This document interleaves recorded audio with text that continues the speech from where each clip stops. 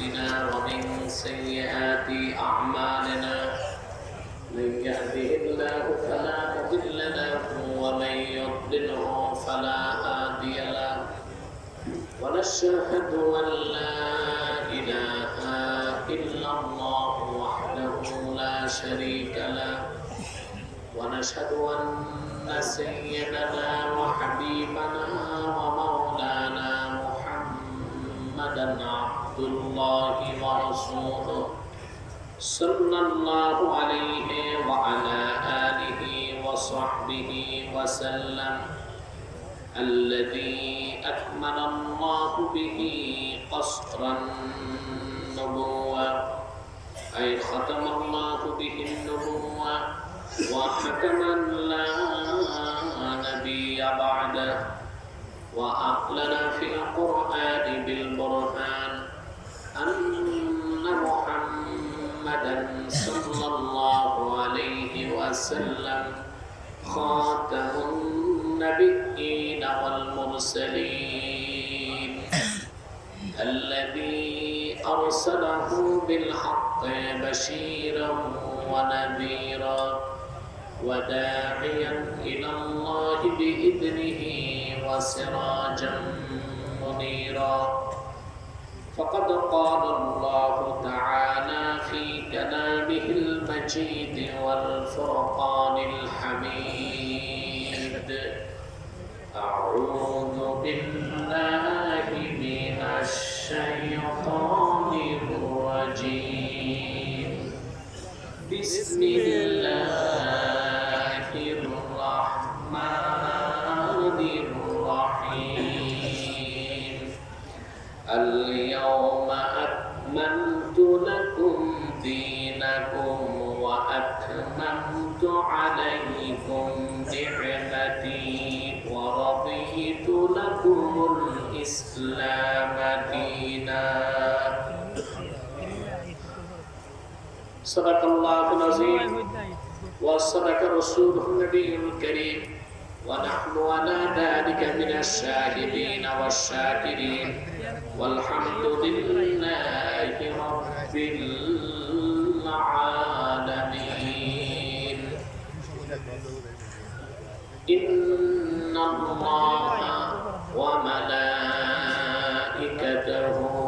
يصلون على النبي يا أيها الذين آمنوا صلوا عليه وسلموا تسليما اللهم صل على سيدنا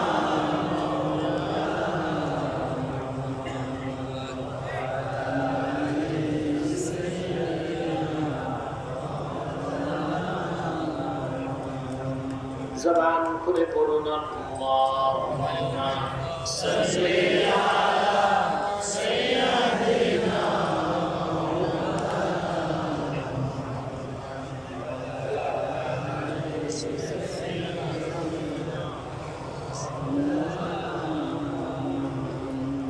অনেক সাউন্ড লাগবে فهو الذي تم معناه وصورته ثم اصطفاه حبيبا بارئ النسمي اللهم صل على سيدنا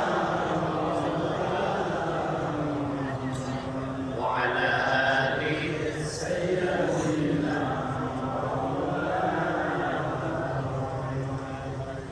لكل نبي في الأنام فزيلة وجملتها مجموعة بمحمد اللهم صل على سيدنا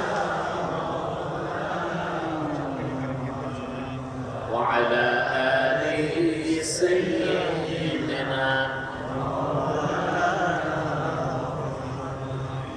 محمد رسول الله صلى الله عليه وسلم ختم الله به النبوة وحكما لا نبي بعده بلغ العلا بكماله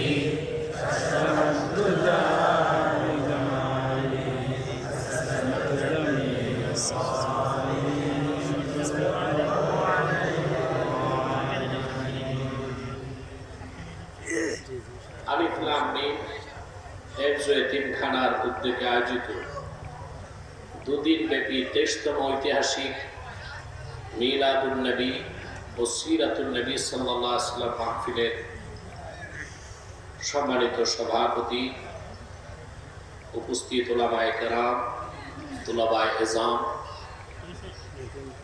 বিভিন্ন প্রান্ত থেকে প্রচন্ড গরমে যারা আজকের মহফিল মাহফিলে উপস্থিত হয়েছেন তাদের সকলকে অন্তরের অন্তঃস্থল থেকে জ্ঞাপন করছি মোবারক। সব রকম শুকরিয়া আল্লাহ সুবহানাহু ওয়া তাআলার জন্য, যিনি আজকের বরকতপূর্ণ মাহফিলে আমাদেরকে আসার বসার তৌফিক মেহেরবানি করে ভিক্ষা দান করেছেন। সেজন্য আসুন আমরা সকলে একবার অবনত চিত্তে হৃদয়ের আবেগ অনুভূতি উজাড় করে সমবেত কণ্ঠে বলি আলহামদুলিল্লাহ। অগণিত অসংখ্য দরুদ ও সালাম আল্লাহর সৃষ্টির প্রধান আকর্ষণ, বিশ্ব সভার সভাপতি, সকল নবী রাসূলগণের মাথার তাজ, শামসুল হিদায়াত, বদরুদ্দুজা, সৈয়দুস সাকালাইন, ইমামুল মুরসালিন, খাতামুন নবিয়্যিন ওয়াল মুরসালিন, আফতাবে নবুওয়াত, শাহনশাহে রিসালাত, সরকারে দো জাহান, সুলতানুল মদিনা, নবিয়ুল আম্বিয়া, হুজুরে আকরাম, নূরে মুজাসসাম, নূরুন আলা নূর, সাইয়্যিদিনা হাবিবিনা শফিঈনা মাওলানা মুহাম্মদ সাল্লাল্লাহু আলাইহি ওয়াসাল্লামের উপর আল্লাহ পাক যাকে আজ থেকে ১৫০০ বছর আগে প্রেরণ করেছেন সর্বশ্রেষ্ঠ ও সর্বশেষ নবী ও রাসূল হিসেবে, যার পরে আজ পর্যন্ত পৃথিবীতে অবশ্যই কোনো প্রকার নবী কিংবা রাসূল অবশ্যই আসে নাই, অবশ্যই এখনো নাই, অবশ্যই কিয়ামত পর্যন্ত আসবে না। সম্মানিত শুনি, দুদিন মাহফিলের আজকের সমাপনী দিবস, ঠিক না? বাংলাদেশে এখন চলতেছে স্মরণকালের ভয়াবহ গরম, তাও ঠিক অনেক বেশি গরম। মাইকের আওয়াজটা সেটেল না, বারে করে সেটেল করে দাও। আওয়াজ বেশি দরকার নাই, ক্লিন আওয়াজ, কম আওয়াজ। তো আমি শুনেছি গতকালের প্রধান আলোচক আসে নাই, অসুস্থ। আমিও অসুস্থ ছিলাম, আমিও যদি না আসতাম তো কমিটির পিঠের চামড়া থাকে আর কথা বলে। আবার আমার এখানে আরে সাউন্ডটা বাড়াও না, ক্লিন আওয়াজ করো, ধরে রাখতে দাও। পিছনে হর্ন নাই, হর্ন হর্ন আছে, হর্ন দুইটা দাও, কম করে দাও। আবার আপনারা জানেন সাতকারি একটা প্রোগ্রামে আমি আসতে পারিনি, আজকের তো অনিশ্চিত ছিল। আসলে কে কোথায় আসবে আর না আসবে ফায়সালা হয় আসমানের উপর, কেউ কাউকে ঠেকায় রাখতে পারে না, পারে? হ্যাঁ, সাময়িক ইমানদারকে কিছু স্ট্রাগল অতিক্রম করতে হয়, সেটা তো করতেই হবে। মুমিনের জন্য পৃথিবীটা কণ্টকাকীর্ণ, কুসুম কোমল মসৃণ নয়। চড়াই উতরাই, আঘাত প্রতিঘাত, জেল জুলুম নির্যাতন নিপীড়নকে অতিক্রম করেই দ্বীনের কর্মীদের দ্বীনের ঝান্ডা এগিয়ে নিতে হয়। বিশেষ করে কোরআন কারীম ও হাদিসের আলোকে যারা দিন প্রচার করে, বক্তা না দায়ী। বক্তা এক জিনিস, দায়ী আরেক জিনিস। বক্তা ঝোঁক মুখ বুঝে কোপ মারে, দৃষ্টি রেখে ছাতা ধরে। দায়ী আল্লাহ, তার চরিত্র হয় কুলু কাউলান সাদীদা, যা হক যা সত্য তা বলো, ঠিক না? সেজন্য যারা দুআতিলাল ইসলাম, দিনের পথে মানুষকে দাওয়াত দিবে, এই পৃথিবীতে তাদের চলার পথটা পুষ্পকমল মসৃণ নয়, বরং বড়ই কণ্টকাকীর্ণ, বিপদ সংকুল, আঘাত প্রতিঘাতকে অতিক্রম করেই তাকে এগিয়ে যেতে হয়। তা আমি আসতে পেরেছি আলহামদুলিল্লাহ। এটা আমার বিজয় নয়, এটা সাতকানিয়াবাসীর বিজয়।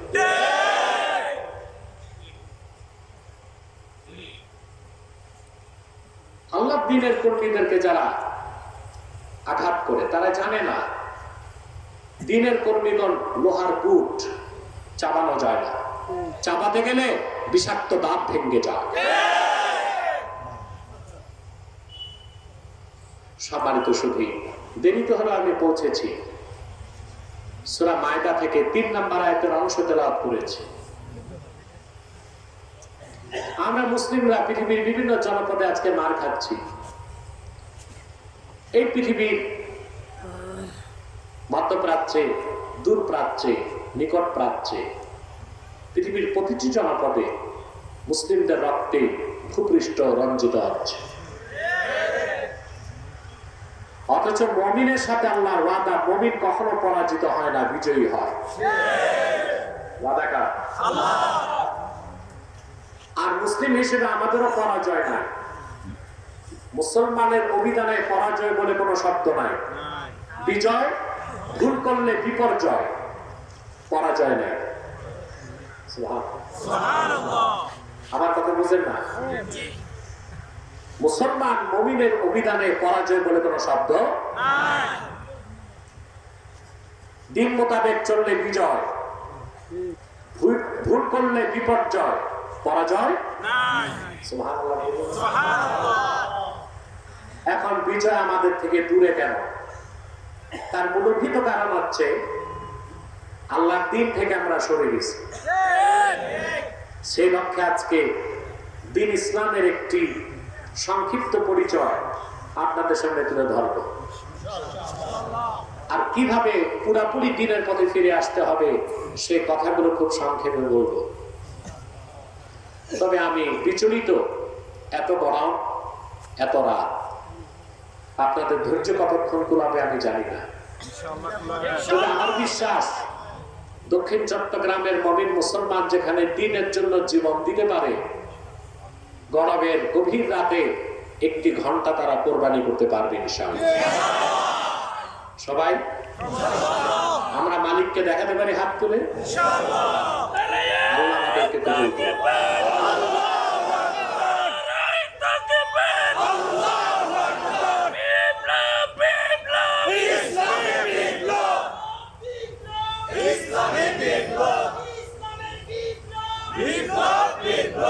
আল্লাহ আমাদেরকে কবুল করুন, মঞ্জুর করুন।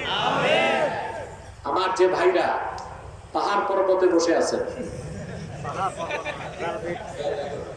আত্মহত্যার ইচ্ছা জাগছে।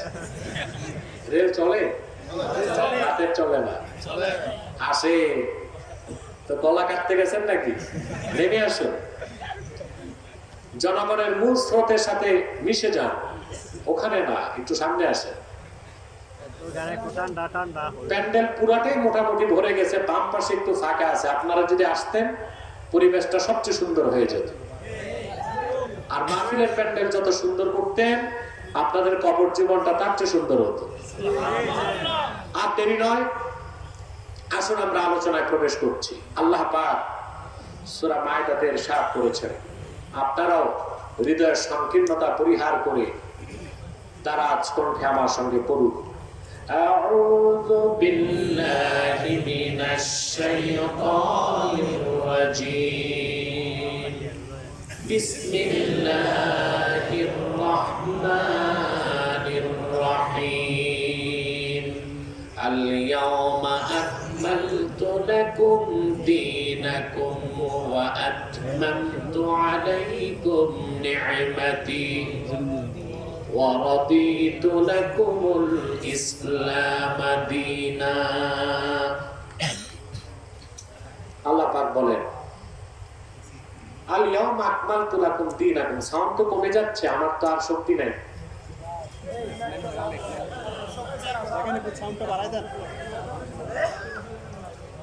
আল ইয়াউমা আকমালতু লাকুম দীনাকুম।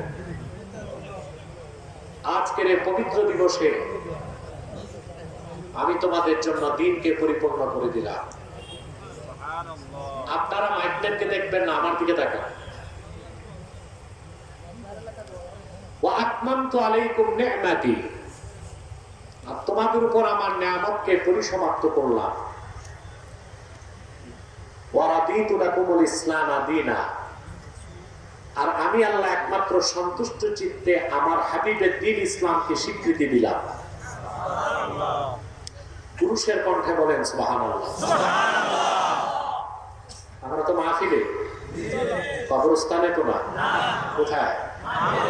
যারা আছি পুরুষ, তা পুরুষ না সুপুরুষ? সেভাবে জবাব দিতে হবে। আল্লাহ এখানে তিনটা কথা বললেন। এক, আল্লাহ মুহাম্মদ সাল্লাল্লাহু আলাইহি ওয়াসাল্লামের রক্ত ঝরা দিনকে পরিপূর্ণ করে দিয়েছেন। সুবহানাল্লাহ। ১৫০০ বছর আগে দিনকে পরিপূর্ণ করার মাধ্যমে আল্লাহ নিয়ামতকে পরিসমাপ্ত করেছেন। তিন নাম্বার, সকল ধর্ম তন্ত্র মতবাদকে রহিত করে শুধু আল্লাহর হাবিবের আনিত দ্বীন ইসলামকে আল্লাহ স্বীকৃতি দিয়েছেন। আপনাকে টের পাইছেন আল্লাহ কি বলছেন? টের পান নাই, কারণ আপনারা মুসলমান কিন্তু কোরআন শরীফ বুঝেন না। অবাক হয়ে যাবেন, এই আয়াতের ফজিলত এসেছে সুনান তিরমিজিতে। সুনান তিরমিজিতে এসেছে। আপনারা চুপ থাকেন তো। সুনান তিরমিজিতে এসেছে আব্দুল্লাহ ইবনে আব্বাস রাদিয়াল্লাহু তাআলা আনহু, নাম শুনছেন না? আমার আল্লাহর হাবিবের আপন চাচাতো ভাই। ওনার বড় পরিচয় রাইসুল মুফাসসিরিন, মুফাসসিরদের সম্রাট। বড় গলায় বলি সুবহানাল্লাহ। আল্লাহর হাবিব যেদিন বিদায় হজ্জে মিনাতে ছিলেন, আব্দুল্লাহ বিন আব্বাস বলেছেন ওই সময় আমার বয়স ছিল কদ নাহাসতুল ইহতিলাম, আই কদ কারাতুল ইহতিলাম। আমি বালেগ হই নাই, বালেগ হওয়ার কাছাকাছি পৌঁছেছি। হাদিসের কিতাবে এসেছে তার বয়স ছিল তখন 14। অর্থাৎ রাসূলুল্লাহ যখন বিদায় হজ্জে ভাষণ দিচ্ছেন, আব্দুল্লাহ বিন আব্বাস ছিলেন নাবালেগ। ছেলেরা বালেগ হয় কত বছরে? জোরে। তার বয়স ছিল 14। নাবালেগ থাকতে লোকটা রাইসুল মুফাসসিরিন কেমনে হইল? সুবহানাল্লাহ। জবাব তিনি নিজে দিয়েছেন, বুখারী শরীফ কিতাবুল ইলমে এসেছে। আব্দুল্লাহ বিন আব্বাস বলেন, আমি আল্লাহর হাবিবের জন্য ওযুর পানি নিয়ে দাঁড়িয়েছিলাম।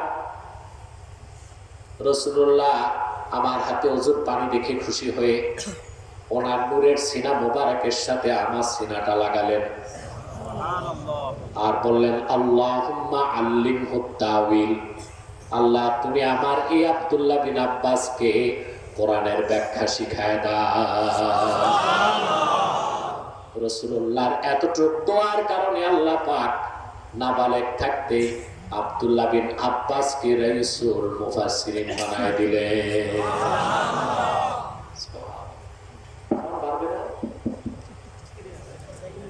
স্পিকারটা বাড়ালো তো। সম্মানিত সুধী,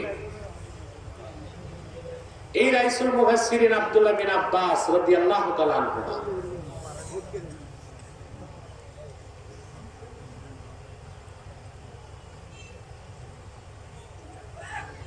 এই রাইসুল মুফাসসিরিন আব্দুল্লাহ বিন আব্বাস রাদিয়াল্লাহু তাআলা আনহুমা তিনি একদিন কোরআন শরীফ পড়তেছিলেন। খেয়াল করতেছেন? সূরা মায়দা পড়তেছিলেন। কোন সূরা? মায়দা। এই সূরা মায়দা থেকে আমি আলোচনা শোনাচ্ছি 3 নম্বর আয়াত। কয় নম্বর? 3 নম্বর।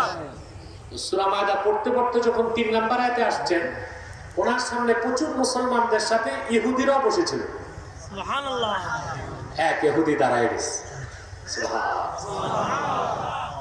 দেখেন তো, চিন্তা করে ১৫০০ বছর আগে এটা আওয়াজ আছে, এটা কই রাখছো?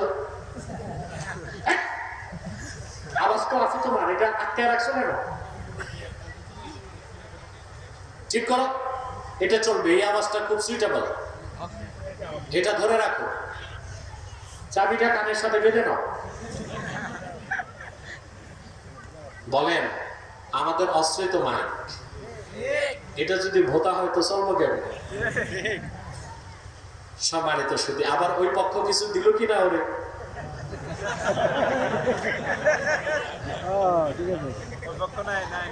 একবার ঠিক করে দূরে সরে যাও। খুব সুন্দর মাইক, এই যে সুন্দর মাইক, আওয়াজ ভালো, এতক্ষণ সেটিং করতে পারে না। এখন এক কাজ করো বাবা, ঠিক করে 2 ফুট পিছনে দাঁড়াও। সম্মানিত শুধু কথা শুনতেছেন? আর বিরক্ত করবেন না, মনোযোগ দেন। আমি নিজেও খুব অসুস্থ, আমার ব্যাকবোন একটু ব্যথা আছে, হাঁটতে খুব কষ্ট হয়। প্রতি বছর তো জাফর ফকিরের ঘরে একটু বসে, এবার বলছি এবার বসতে পারবো না, মাহফিল করে চলে যাবে। কালকের বক্তা না আসলে আজকে আমি একটু বাহানা করতে পারতাম, কালকেও আসে নাই, কালকেও ফাঁকি, আজকেও ফাঁকি, চামড়া থাকে আর বিপদ হইতো না। তা আমি একটু কষ্ট করলাম আমার জন্য, আল্লাহ দিনের জন্য কষ্ট করতেই তো আমাদের জন্ম, ঠিক কিনা? সম্মানিত শুধু আব্দুল্লাহ বিন আব্বাস যখন তেলাওয়াত করতেছিলেন, মুসলিমদের সাথে ইহুদিরাও, তাহলে বোঝা যায় সাহাবায়ে কেরামের জমানায় ইহুদিরাও কোরআন শরীফ শুনতে মজা পাইতো। আর আমার দেশে মুসলিম নামদারি কিছু আছে, কোরআন শরীফ মানেও না, শুনতেও চায় না। ওই ইহুদিদের চেয়ে এগুলো নিকৃষ্ট, ঠিক কিনা? কোরআন শরীফের মাহফিল দিলে শর্ত আগে ছিল 4টা, এখন 34টা। কতটা? 34। সবচেয়ে কষ্ট হয় ঢাকায়, বিভিন্ন বাড়ি থেকে কমপ্লেইন দেয়, মাইক কমাও। কোরআনের আওয়াজে ওদের ঘুম হয় না। চামড়ার ব্যবসা করে, পচা চামড়ার গন্ধ যার নাক মন মগজে, মেশকাম্বারের গ্রাম তার ভালো লাগবে না। কোরআনের আওয়াজ ওদের ভালো লাগে না, কিন্তু ডিজে পার্টি, পহেলা বৈশাখে গানের আওয়াজ ভালো লাগে। তা আমি কি অতিরঞ্জিত বললাম? সাহাবায়ে কেরামের জমানায় কোরআন শরীফ মানে নাই, শুনতে মজা পাইতো। আর আমার দেশে যেগুলো আছে কিছু কুলাঙ্গার মানুষরূপী জন্তুগুলো কোরআন শরীফ শুনতেও চায় না, মানতেও চায় না, ওগুলোর চেয়ে এগুলো বেশি। ইহুদি বসার থেকে দাঁড়ায় গেছে, বাহ, এত সুন্দর কথা কোরআন শরীফে আছে। তার বক্তব্যটা আমি হাদিসের ইবারত দিয়ে শোনাচ্ছি। যুবক ইহুদি দাঁড়ায় গেল, দাঁড়িয়ে বলল, আব্দুল্লাহ বিন আব্বাস, এই কথাটি কোরআন শরীফে আছে আমি জানতাম না। লাউ নাযালাত হাযিহিল আয়াতু আলাইনা লাত্তাখাযনা যালিকাল ইয়াওমা ঈদা। এরকম একটি আয়াত যদি আমাদের পয়গম্বর মুসার উপর নাজিল হতো, খুশির আতিশয্যে আমরা ইহুদিরা আয়াত নাজিলের দিনটাকে ঈদের দিন বানায় নিতাম।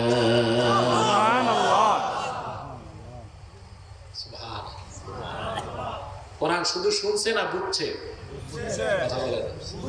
বুঝেছে, এত বুঝছে আমার দেশের এক মোল্লা মৌলবীও ততটুকু বুঝে নেয়। সাইয়েদনা আব্দুল্লাহ বিন আব্বাস জবাব দিলেন, ইহুদি তুমি জানো না, ওয়াল্লাহি ইন্নাহা নাযালাত আলা রাসূলিল্লাহি সাল্লাল্লাহু আলাইহি ওয়াসাল্লাম ফি ইয়াউমি ঈদাইন। ইয়াউমে আরাফাতা ওয়া ইয়াউমে জুমুআহ।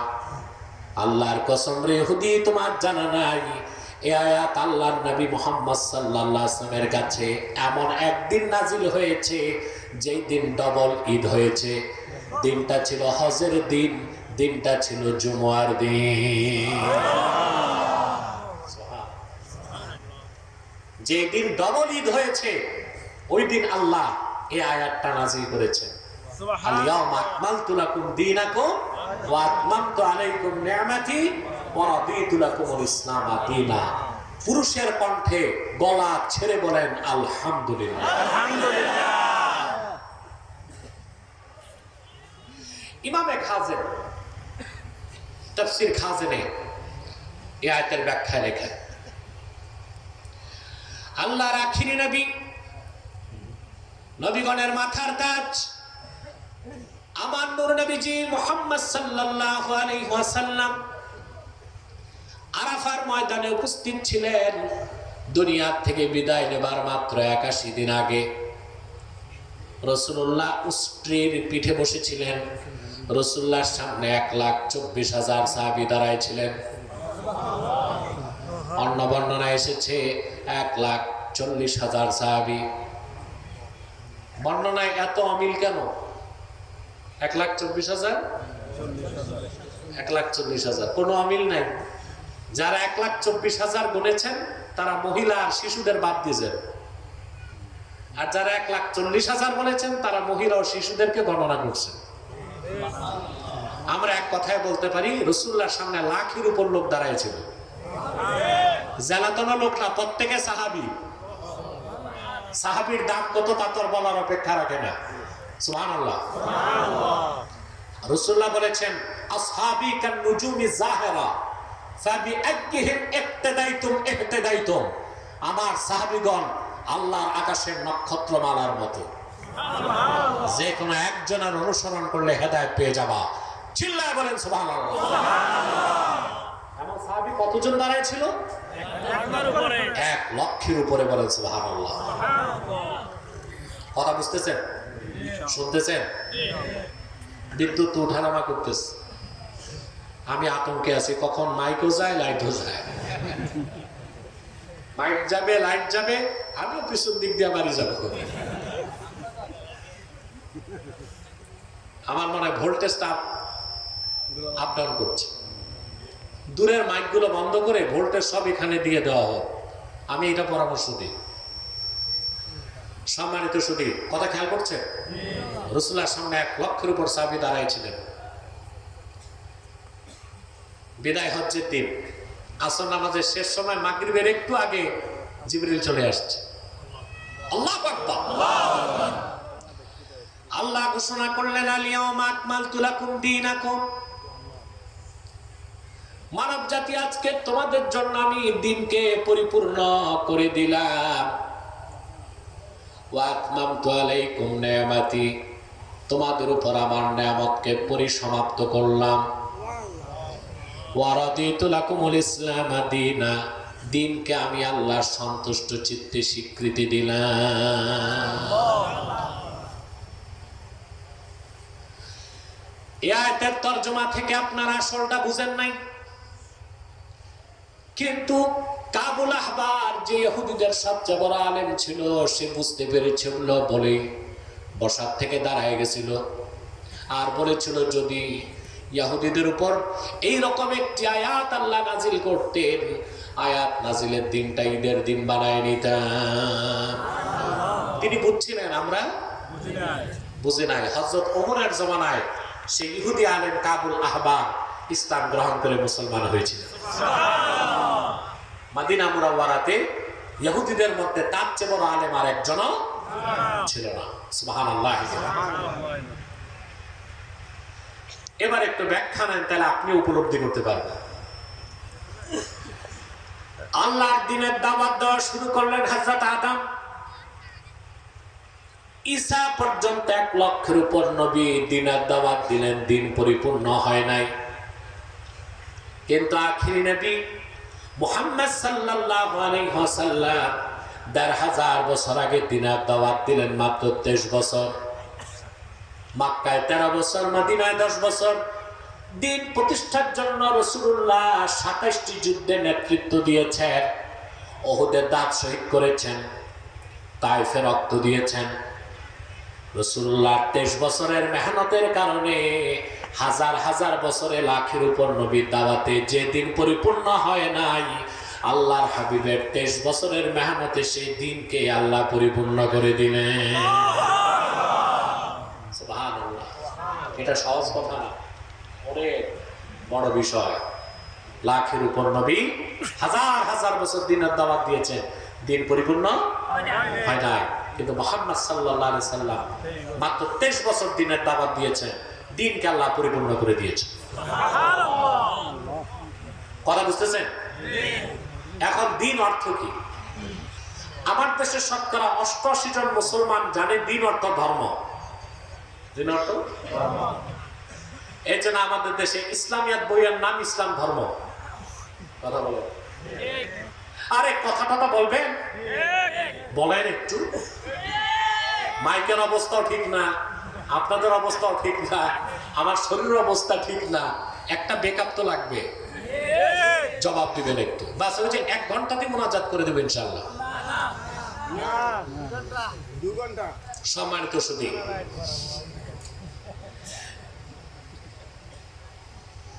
খেয়াল করে দেখুন, দিন অর্থ শুধু ধর্ম না, একটা অর্থ না, দিনের 4টা অর্থ। অনেকে একটা জানে, দিন অর্থ জীবন ব্যবস্থা না, দিনের 4টা অর্থ। 4টা অর্থ না জানলে গোলমাল। 4টা অর্থ না জানলে গোলমাল হবে। আর গোলমাল করতে যাই অনেক নেতা বলে লাকুম দিনুকুম ওয়ালিয়া দিন, যার যার ধর্ম তার তার। দিন অর্থ যে কি তাই তো জানে না। একটি জাতিকে বুদ্ধিবৃত্তিক নেতৃত্ব দেয়, রাজনৈতিক নেতৃত্ব দেয় নেতারা জাতিকে। আলেম ওলামা পীর মা শায়েখ দেন আধ্যাত্মিক নেতৃত্ব, আর বুদ্ধিজীবীরা দেয় বুদ্ধিবৃত্তিক নেতৃত্ব। অথচ বুদ্ধিজীবী যেই দেশের হবে সেই দেশের অধিক সংখ্যক লোক মুসলিম, অথচ অধিকাংশ বুদ্ধিজীবীর ইসলাম সম্পর্কে ধারণাই নাই। নেতৃত্ব দিবে কেমন করে? কথা বলেন। বাংলাদেশের মাটিতে যে রাজনীতি করবে তারে রাজনীতির জ্ঞান লাগবে না? এই জাতিকে চিনতে হবে না? কথা বলেন।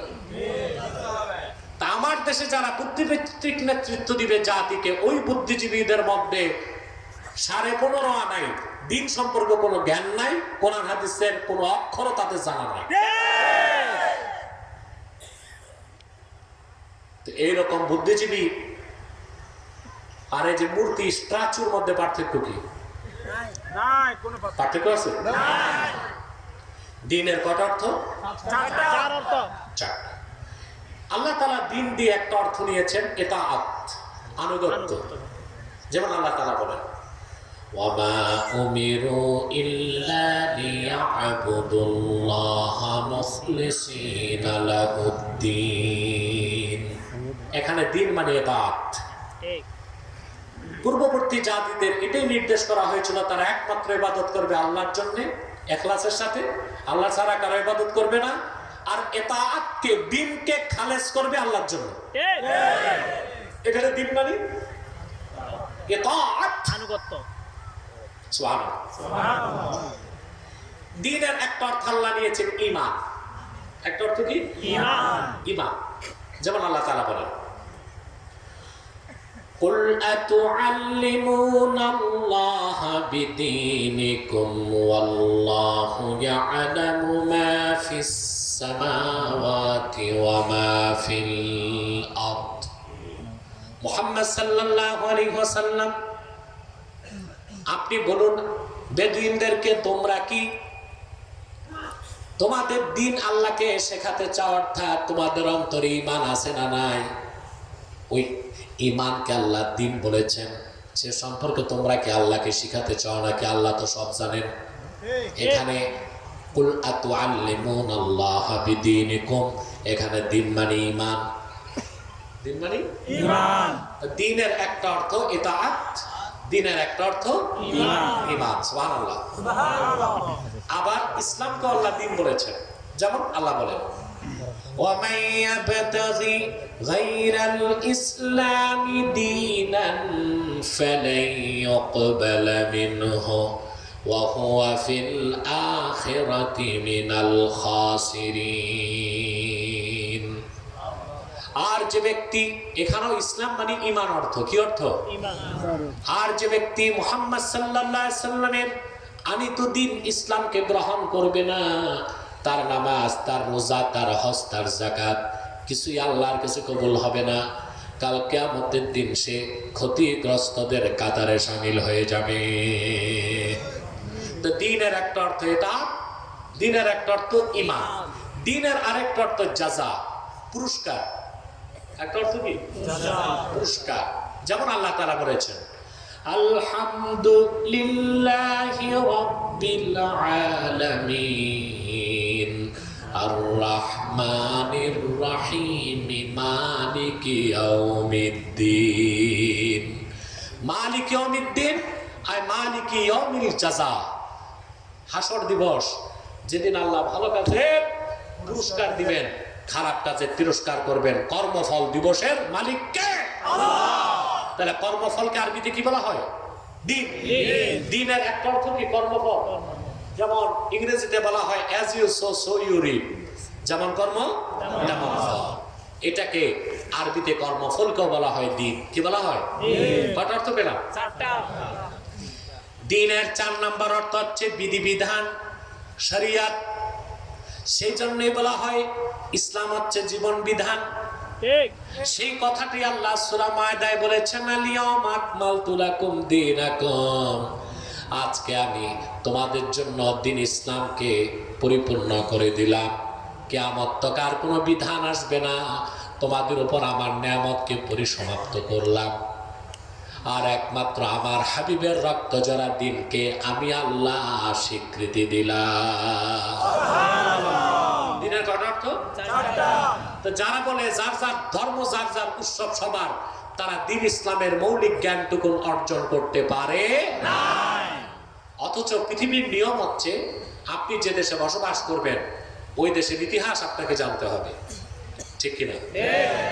ওই দেশের মানুষের নৃতত্ত্ব জানতে হবে, নৃতাত্ত্বিক পরিচয়। যেমন আমরা বাঙালি, বাংলাদেশি, ঠিক কিনা?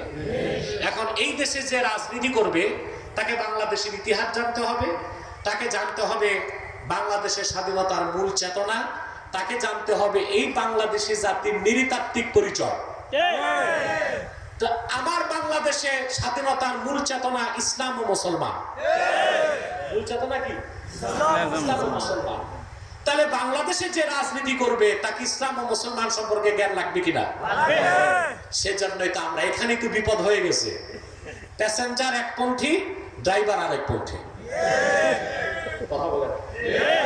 প্যাসেঞ্জারের ডেস্টিনেশন একটা, ড্রাইভারের ডেস্টিনেশন আরেকটা। এটাই হচ্ছে বাংলাদেশে সবচেয়ে বড়, এটা হচ্ছে প্রিন্সিপাল ক্রাইসিস অফ বাংলাদেশ। ড্রাইভারের গন্তব্য একটা, যাত্রীদের গন্তব্য এটা বুঝলেন না? তার একটু খোলাসা করবো, কথা বলে না। আর একটু বুঝাই দিলে ভালো হয় না? আর একটু বুঝাই দিই। এমনি অপবাদ দিয়ে আমি রাজনীতি করি, এই পর্যন্ত নির্বাচনে দাঁড়াইলাম না, আর বলে আমি রাজনীতি করি। সবাই রাজনীতি করে না, কেউ তো রাজনীতি শিখায়। সবাই যদি রাজনীতি করে তো রাজনীতি শিখাবে কে? পলিটিক্সের দুইটা দিক। কয়টা? এটা রাষ্ট্রবিজ্ঞানে পাবেন, একটা অ্যাপ্লাইড পলিটিক্স আর একটা হচ্ছে থিওরিক্যাল পলিটিক্স। কয়টা? অবিয়া সাহেব আমার দিকে তাকান, ডিস্টার্ব করলাম, খুব বিরক্ত লাগতেছে আমার। একে তো গরম, মাইকটা মোটামুটি এখন লাইনে আসছে, এরপর যদি আপনারা ডিস্টার্ব করেন তা আমার করার কিছু থাকবে? যে দাঁড়ায় আছেন দাঁড়াই থাকুন, না পাখাও চলবে না, ওটাও ঠান্ডায় সমস্যা, হরেক রকম সমস্যা। কারণ মাহফিলটা তো হচ্ছে গরমকালে, এই জন্য সমস্যা। শীতকালে মাহফিল হয় না, এখন গরমকালে করছে কেন আমি জানি না। এটাকে আমার দোষ না তাদের দোষ আমি জানি না, ফকির বলতে পারবে। ফকির কই? এখন গেছে মাহফিল রেখে ফকিরি করতে। জাফর ফকির কই? এটা তো শীতকালে হওয়ার কথা না। এই যে দোষটা আমার, আমি ডেট দিছি। তো তার মানে তারা আগে সময় মতো যায় নাই বলেই তো ডেট দেওয়া যায় না। আলহামদুলিল্লাহ। কিন্তু এই এলাকাবাসী সার্থক সফল। বৃষ্টি বাদল গরমেও আল্লাহর কোরআনের মাহফিল হয়, তা তারা প্রমাণ দিয়ে দেখাইতে পারছে। আপনি তো রাতে, আমি এখনো দিনে মাহফিলে যাই আলহামদুলিল্লাহ। প্রচন্ড গরমেও কোরআন প্রেমিক শ্রোতারা চলে আসছে। সোশ্যাল মিডিয়া খুললেই দেখবে। আমি গত সপ্তাহে তো অনেকগুলো প্রোগ্রাম দিনে করছি। সে যাই হোক, তো রাজনীতির কয়টা দিক? একটা হচ্ছে থিওরিক্যাল পলিটিক্স, আর একটা হচ্ছে অ্যাপ্লাইড পলিটিক্স। এটা আমার কথা না, রাষ্ট্রবিজ্ঞান। যারা অনার্স মাস্টার্সে রাষ্ট্রবিজ্ঞান পড়ছেন তারা জানেন। আমি যে কথাটা বুঝাতে চাচ্ছি, রাজনীতির বাইরে কেউ থাকতে পারে না, শুধু থাকতে পারে পাগল পশু। আপনাকে রাজনীতির বাদ দিবেন কেমন করে? রাজনীতি কয়টা দিক? দুইটা। একটা হচ্ছে থিওরিক্যাল পলিটিক্স, আর একটা অ্যাপ্লাইড পলিটিক্স। থিওরিক্যাল পলিটিক্স হচ্ছে তাত্ত্বিক রাজনীতি। ওই রাজনীতি করতে বই পড়তে হবে, দেশের রাজনীতি পড়তে হবে, বিশ্ব রাজনীতি বুঝতে হবে। আর একটা হচ্ছে অ্যাপ্লাইড পলিটিক্স। অ্যাপ্লাইড পলিটিক্স হচ্ছে প্রচলিত রাজনীতি, নির্বাচন, হরতাল, পিকেটিং, মিছিল, মিটিং, জনসভা। বুঝলেন? এটা হচ্ছে অ্যাপ্লাইড পলিটিক্স। আর এর উপরেরটা কি? Theoretical politics.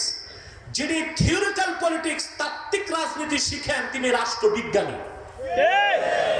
আর যিনি শুধু অ্যাপ্লাইড রাজনীতি শিখছে, তিনি রাজনীতিবিদ। তা আমি রাজনীতিবিদ না, তবে তাত্ত্বিক রাজনীতি পড়াশোনা করি। আমি বলি না আমি রাষ্ট্রবিজ্ঞানী, তবে থিওরিক্যাল পলিটিক্স আমি যথেষ্ট পড়াশোনা করি, যেহেতু রাজনীতির বাইরে থাকা যায় না। বাইরে থাকা যায় না, তো রাজনীতি ছাড়া চলবেন কেমন করে? নিয়ে আসা অ্যারিস্টটলের নাম শুনছেন? কথা বলেন। তাকে বলা হয় দ্য ফাদার অফ সায়েন্স, বিজ্ঞানের জনক। রাজনীতির উপর লেখা তার একটা বই আছে, বইটা লেখছে 2200 বছর আগে। কত? 2200 বছর আগে। ওই বইয়ের নামই দ্য পলিটিক্স। ওইটারই ইংরেজি হচ্ছে রাজনীতি। ওইটারই ইংরেজি ভাষায় নেওয়া হয়েছে পলিটিক্সের বাংলা কি? রাজনীতি। এই দ্য পলিটিক্স বইতে অ্যারিস্টটল লিখেছে, দুইটা জাতি রাজনীতি করতে পারবে না, রাজনীতির বাইরে থাকতে পারে। কয়টা? এক দেবদেবী আর দুই পশু পাখি। এখন অ্যারিস্টটল তো ছিল পৌত্তলিক। কি ছিল? সে দেবদেবী বিশ্বাস করতে, এই জন্য সে শেরকি কথা বলছে। আমি তার কথাটাকে সংস্কার করছি। বলবো? আমি বলি দুইটা জাতি রাজনীতি করবে না, করতে পারে না, এক ফেরেশতা আর এক পশু পাখি। এখন আলেম ওলামা পীর মাশায়েখ আলেম যারা বাংলাদেশে, তারা কি ফেরেশতা না পশু পাখি? মানুষ। তো রাজনীতির বাইরে যাবে কেমন করে? সুযোগ আছে? কেউ থিওরিক্যাল পলিটিক্স করবে, কেউ অ্যাপ্লাইড পলিটিক্স করবে। আব্বাসি অ্যাপ্লাইড পলিটিক্স করে না, বাট থিওরিক্যাল পলিটিক্স পড়ায় শিখায়। কারণ ইসলাম পূর্ণাঙ্গ জীবন বিধান, সেখানে অর্থনীতি আছে, সমাজনীতি আছে, রাজনীতি আছে। আমি যদি কোরআন হাদিসের রাজনীতিও বাদ দেই, তো জাতির কাছে আমি হিসাব দিতে পারলো কাল কিয়ামতে গাদ্দারের কাতারে আমার জায়গা হবে। কথা বুঝতেছেন? দিনের কটা অর্থ শিখছেন? চারটা। দিনের একটা অর্থ ইতাআত, দিনের একটা অর্থ ঈমান, দিনের একটা অর্থ শরিয়ত, দিনের একটা অর্থ কর্মফল। সুবহানাল্লাহ বলেন। আল-ইয়াওমা আকমালতু লাকুম দীনাকুম, এখানে দিন অর্থ জীবন বিধান, শরিয়ত। সুবহানাল্লাহ বলেন। সুবহানাল্লাহ। আল্লাহ রাব্বুল আলামিন ১৫০০ বছর আগে জীবন বিধান হিসেবে মুহাম্মদ সাল্লাল্লাহু আলাইহি ওয়াসাল্লামের শরীয়তকে পরিপূর্ণ করে দিয়েছেন। সুবহানাল্লাহ বলবেন। সুবহানাল্লাহ। মুহাম্মদ সাল্লাল্লাহু আলাইহি ওয়াসাল্লামের কাছে কোরআন নাজিল করে নিয়ামতকে পরিসমাপ্ত করে দিয়েছেন। ওয়ারাদিতু লাকুমুল ইসলাম দীনা, একমাত্র আমি আল্লাহ দ্বীন ইসলামকে স্বীকৃতি দিলাম। এবার আসেন একটু ব্যাখ্যা নেই। দ্বীনের মৌলিক ব্যাখ্যা সংজ্ঞা দিয়েছি, একটু ব্যাখ্যা করে দিচ্ছি। তিনটি জিনিসের সমষ্টির নাম দ্বীন ইসলাম। কয়টা জিনিস? জোরে বলতে হবে। প্রথম ঈমান, তারপর ইসলাম, তারপর ইহসান। তিনে মিলে দ্বীন ইসলাম। সুবহানাল্লাহ বলুন। প্রথম কি? ঈমান, তারপরে ইসলাম, তারপরে ইহসান। এই তিনটার সংক্ষিপ্ত ব্যাখ্যা করে দিচ্ছি। সবকিছু শুরু ঈমান। ইসলামের শুরুটাই ঈমান। যার ঈমান নাই সে কোনোদিন ইসলামে প্রবেশ করতে পারে না। যার ঈমানে এক যাররা পরিমাণ ত্রুটি থাকবে, দাড়ি টুপি জুব্বা কুর্তা লাগায় আর বড় কোরবানি দিয়া, সে মুসলমান হতে পারবে না। কারণ আগে ঈমান, তারপরে ইসলাম। আগে কি? ঈমান। আমি একটা সূক্ষ্ম কথা বলি, মনোযোগ দিয়া শুনেন। এই কোরআন কারীমের কোথাও আল্লাহ রাব্বুল আলামিন কাফের মুশরিককে মুসলিম হতে বলেন নাই। কাফের মুশরিককে বলেছেন মুমিন হও, মুমিনদেরকে বলেছেন মুসলিম হও। এটা বুঝেন না? আল্লাহ কাফের মুশরিককে কি বলছেন? ঈমান আনো। আর ঈমানদারকে বলছেন মুসলিম হও। তাহলে বোঝা যায় ঈমান না এনে মুসলমান হওয়ার কোনো সুযোগ নাই।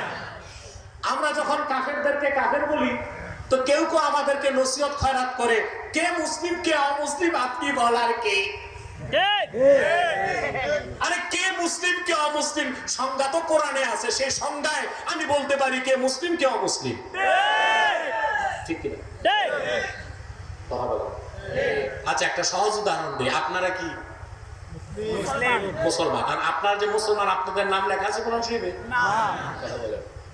লেখা আছে? কিয়ামত তক যত কাফের আসবে তাদের নাম লেখা থাকার দরকার ছিল? কথা বলে না। ঈমানের সংজ্ঞায় আপনি মুসলিম, আর কুফরির সংজ্ঞায় অমুসলিমরা অমুসলিম। কথা বলে না। এখন যদি আমাদেরকে শিশু বাচ্চা মনে করা হয় আর বলা হয় যে কিয়ামতই তো বিচার হবে, কে মুসলিম কে অমুসলিম, আপনারা এত হইচই করেন কেন? তা আমরা তো বলবো আদালতগুলো বন্ধ করে দেন, চোর কে ডাকাত কে হাসরেই তো হিসাব হবে। চোর ধরতে পুলিশের দরকার কি? দুর্নীতি ধরতে দুদকের দরকার কি? হাসরেই তো বিচার হবে। সব কিছুর বিচার যদি দুনিয়াতেও হতে পারে, অন্তত কারা কাফের কারা মুমিন কারা মুসলিম কারা অমুসলিম তাই স্পষ্ট করে দেওয়া উলামায়ে কেরামের উপর ফরজ আইন।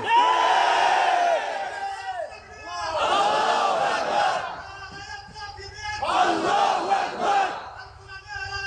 জয় জয় জালো, জয় জয় জালো। এই বিষয়টা বিস্তারিত জানতে ওয়াকাযালিকা জাআলনাকুম উম্মাতাও ওয়াসাতা, এই আয়াতের উপর আমার 2 ঘন্টার তাফসীর আছে, দেখবেন সোশ্যাল মিডিয়াতে। পারবেন না ইনশাআল্লাহ? আজকে সেই বিষয়টা আর বললে এই বিষয়টা ভুলে যাবেন।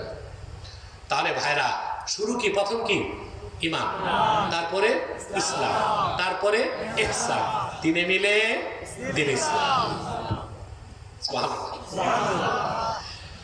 কাফের মুশরিককে আল্লাহ রাব্বুল আলামিন মুসলিম হতে বলেন নাই, বলেছেন মুমিন হও।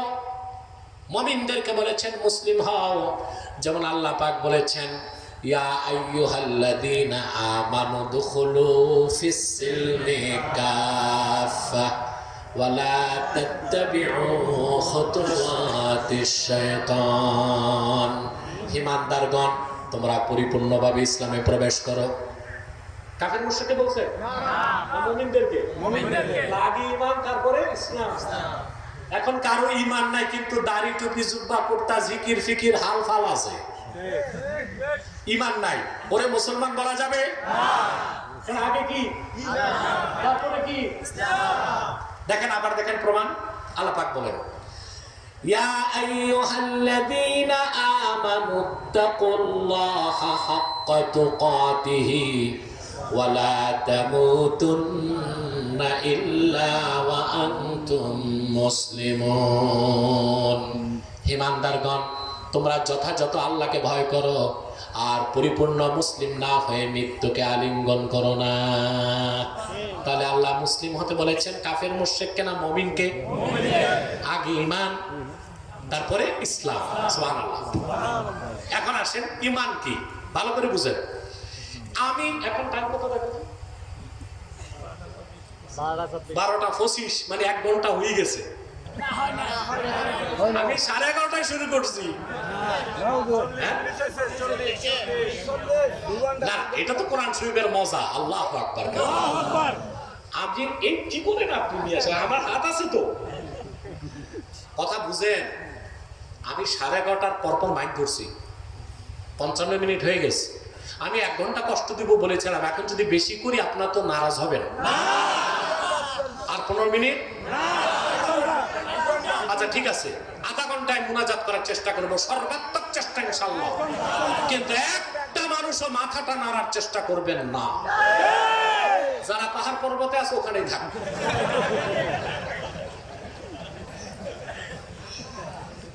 আরে ভাই, সমস্যা তো বহুত রকম।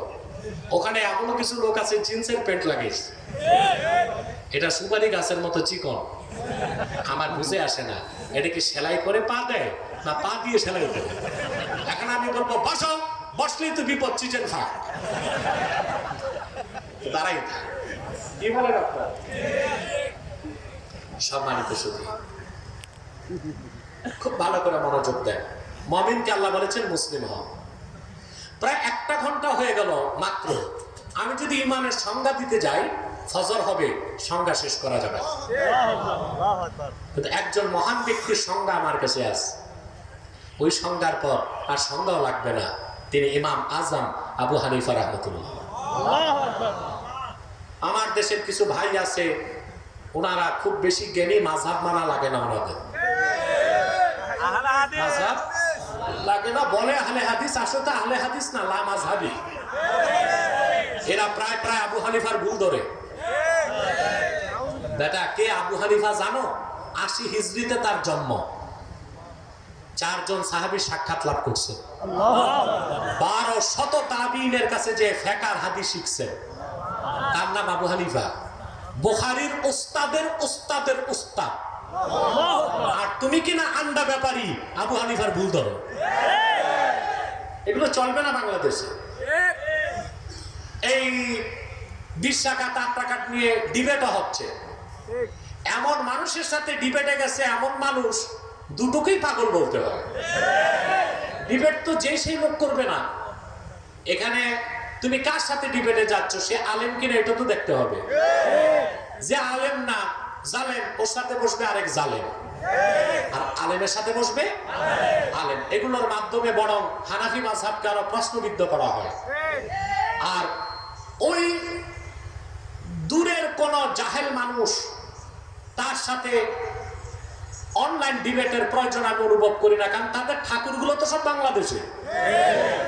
এগুলোই তো অফলাইন ডিবেটে বসানো যায়, ঠিক না? অফলাইন ডিবেটে বসাইলে ঠাকুরগুলো হারলে, গাছের গোড়া কেটে দিলে ঠালপালার তার অস্তিত্বই থাকে না। আজ তো আলহামদুলিল্লাহ আমার কাছে বুদ্ধিজীবীদের দাদারা হারছে, প্রায় খোঁচাখুচি করে, আমি বসবো, আমি বসে ওরে কেউ চিনে না, আমি বসলে তো ওরে চিনবে, এটাই চায়, ঠিক কিনা? আমি যার তার সাথে ডিবেটে যাই না। যখন দেখি কাফের মুশরিক বেঈমান নাস্তিকদের ঠাকুর, ওইটারে ধরি আমি। ধরতে তো আবার ছাই দিয়া ধরি, যেন না পিছলে যায়।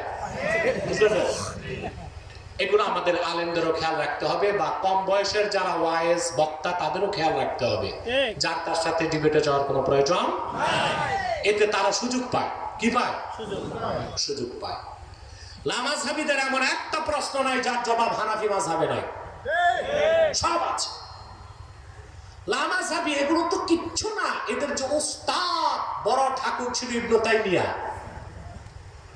সে আহলুস সুন্নাহ ওয়াল জামাতের ইমামদের কাছে শোচনীয়ভাবে পরাজিত হয়েছিল। দামেস্ক থেকে পালায় মিশর চলে গেছিল, ক্ষমা চেয়ে আবার দামেস্কে আসছে। দামেস্কের জামে মসজিদের বারান্দায় তাকে কতল করা হয়েছে। অতএব যে কথাটা বলছিলাম, ইমামে আজম আবু হানিফা যেন তেন মানুষ না। 80 হিজরিতে তার জন্ম। ইমাম যাহাবী তাজকিরাতুল হুফাজে ইমাম আবু হানিফার আলোচনা এনেছেন। 80 হিজরিতে তার জন্ম। 4 জন সাহাবী সাক্ষাৎ লাভ করছেন, 1200 তাবিঈনের কাছে বসার সুযোগ পেয়েছেন। তার নাম আবু হানিফা।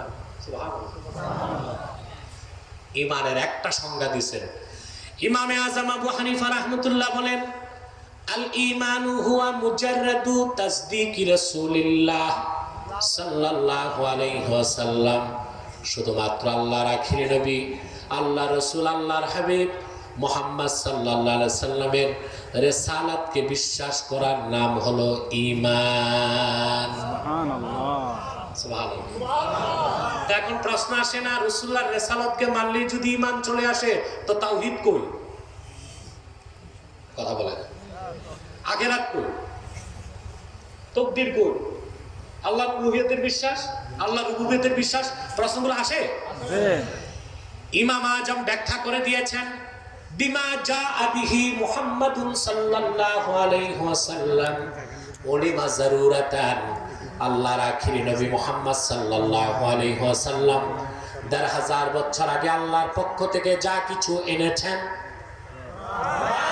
শক্তি দিয়া কোরআন, আরো জোরে কোরআন, যা কিছু বলেছেন কোরআন হাদিস, যা কিছু নীতি নির্ধারণ করেছেন সুন্নাহ, সেই কোরআন, সেই হাদিস, সেই সুন্নাহ চোখ বন্ধ করে অক্ষরে অক্ষরে বিশ্বাস করার নাম হলো ঈমান।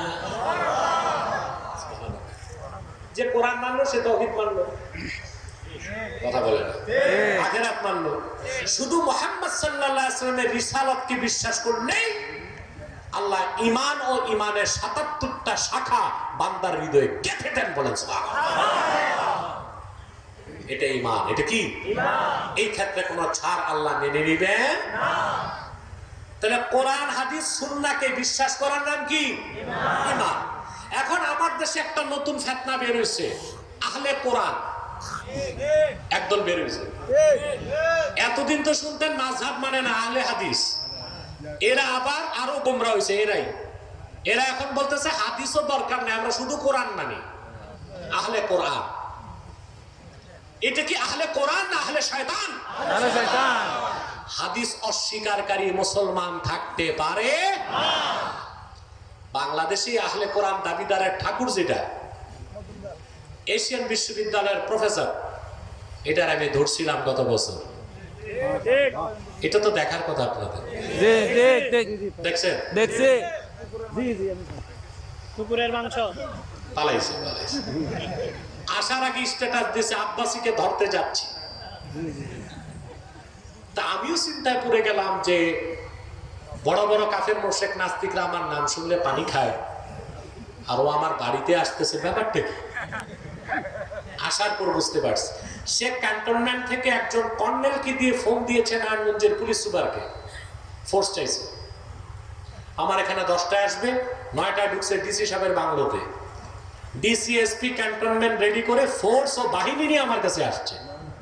আমি ভাবছি ও এজন্যই তুমি আমার কাছে আসার সাহস করছো, কিন্তু জানে না খরগোশ ভুল করেও যদি বাঘের গুহায় যায় ফিরে আসা মুশকিল। কিতাবপত্র নিয়ে ধরলাম, মাত্র 22 মিনিটের মাথায় মস্তক নত করে তওবা করে নাকে খত দিয়ে আমার থেকে বিদায় নিয়েছে। মনে রাখবেন, শুধু কোরআন বিশ্বাস যদি কেউ বলে আমি শুধু কোরআন মানি, হাদিস মানি না, ওয়াল্লাহি রাব্বিল কাবা, কাবার মালিক আল্লাহর কসম, সে কাফের হয়ে যাবে। নামাজের কথা কোরআন শরীফে আছে, 5 ওয়াক্তের কথা আছে, কিন্তু কোন নামাজ কোন রাকাত কোরআন শরীফে নাই, এটা হাদিসে আছে। তা হাদিস বাদ দিলে তো নামাজই যায়। কি যায়? নামাজের অস্তিত্ব নাই, কথা বলে না। রোজা, রোজা আপনি কখন থেকে কখন রাখবেন আল্লাহ শুধু বলে দিয়েছেন সুম্মা আতিম্মুস সিয়ামা ইলাল লাইল, কিন্তু কখন সেহরি কখন ইফতার এটা আপনাকে হাদিস থেকে নিতে হবে। সাওমের একটা অর্থ হচ্ছে পানাহার থেকে বিরত থাকা, সাওমের আর একটা অর্থ হচ্ছে কথা না বলে চুপ থাকা। যেমন হযরত মারিয়াম বলছেন ইন্নী নাযারতু লিররহমানি সাওমা ফালান উকাল্লিমাল ইয়াওমা ইনসিয়া, আমি রহমানের নামে মান্নত করেছি আমি কোনো মানুষের সাথে কথা বলবো না, চুপ থাকবো। তাহলে সকাল থেকে সন্ধ্যা পানাহার না করাও সম, আবার চুপচাপ থাকার নামও সম। এখন কেউ যদি বলে হাদিস মানি না, তাহলে সম পালন কেমনে হবে? 3 বেলা খাবো আর কথা না বলে চুপ থাকবো, বলবো সম হয়ে গেছে। তাহলে কোথায় সম অর্থ চুপ থাকা আর কোথায় সম অর্থ খানা না খাওয়া, এটা নির্ধারণ করে দিয়েছে হাদিস। তা হাদিস বাদ দিলে নামাজও যায়, রোজাও, তারপরে কি হজ। আমি বহু কথা সংক্ষেপে বলে দিচ্ছি, ঠিকঠাক কইলা না। 3 নাম্বার কি? হজ। হজের ফরজ কয়টা? 3টা। ইহরাম, তাওয়াফে জিয়ারত, উকুফে আরাফা, ঠিক না? হজের মূল দিন কোন দিন? 9 তারিখ। 9 তারিখ না ইয়াউমে আরাফা, ওটা তো মূল দিন। আল্লাহ বলেছেন ওয়ালিল্লাহি আলান নাসি হিজ্জুল বাইতি মান ইসতাতা ইলাইহি সাবিলা, মানুষদের মধ্যে যারা ধনী কাবা পর্যন্ত পৌঁছতে সক্ষম তাদের জন্য বাইতুল্লাহর হজকে ফরজ করা হয়েছে। কিন্তু 9 তারিখ হজের দিন একটা হাজিও কাবা করে থাকে না, সব আরাফায় থাকে। প্রশ্ন হলো কেন? কথা বলে কাবায় থাকার কথা না? 9 তারিখ থাকি কই? কারণ আল্লাহ হাবিব বলেছেন আল হাজ্জু আরাফা, হজের সবচেয়ে বড় কাজ হচ্ছে আরাফায় থাকা। আর এটা হাদিস শরীফে আছে। আরাফায় যাওয়ার কথাটা আল্লাহ কোরআন ইঙ্গিত দিয়েছেন, কিন্তু 9 তারিখ কখন থেকে কখন আরাফা? হজের 3 ফরজের বড় ফরজ আরাফা। এটা আসছে কোরআনে না হাদিসে? হাদিস বাদ দিলে হজ কথা কেন? নামাজ গেছে, রোজা গেছে, রইল কি? যাকাত। 1 লাখ টাকায় কত টাকা যাকাত দেন? 2500 টাকা। কথা বলে না। এটা তো হাদিসেও নাই, এটা আমরা কোরআন হাদিস থেকে ফিকহের ভাষায় নির্ধারণ করে দিছি, টাকার মাধ্যমে যে যাকাতটা, ঠিক কি না? কথা বলে না। এটা হাদিসে আছে, কিন্তু আমরা টাকার হিসাব, স্বর্ণের হিসাব, ঘোড়ার হিসাব, গরুর হিসাব করি না। কথা বলে না। ফসলের ওসর 10 ভাগের 1 ভাগ, এই যে কোনটা কত যাকাত, এটা আল্লাহ স্পষ্ট কোরআন শরীফে বলে দেন নাই, আল্লাহ হাবিব হাদিসের মাধ্যমে বলে দিয়েছেন। তাহলে হাদিস বাদ দিলে নামাজ, রোজা, হজ, যাকাত চারটাই গেল, তো ইসলাম কই? ঠিক। যারা বলবে শুধু কোরআন মানি হাদিস মানি না, নিঃসন্দেহে তারা কাফের। তাহলে ঈমান কি? ঈমান হচ্ছে কোরআন কি বিশ্বাস, হাদিস কি বিশ্বাস, সুন্নাত কি বিশ্বাস। আপনি যদি সুন্নাত পালন না করেন কাফের হবেন না, কিন্তু একটা সুন্নাতকে যদি কটাক্ষ করেন আপনি কাফের হয়ে যাবেন। আসেন দলিল নেন। ইমাম আবু হানিফার প্রধান সহচর ছিল আবু ইউসুফ, কি নাম? আবু ইউসুফ রাহমাতুল্লাহ। বাগদাদের আব্বাসীগণ যখন অর্ধেক পৃথিবী শাসন করতেন, তখন বাগদাদে আবু ইউসুফ ছিলেন কাজিউল কুজা, চিফ জাস্টিস, প্রধান বিচারপতি।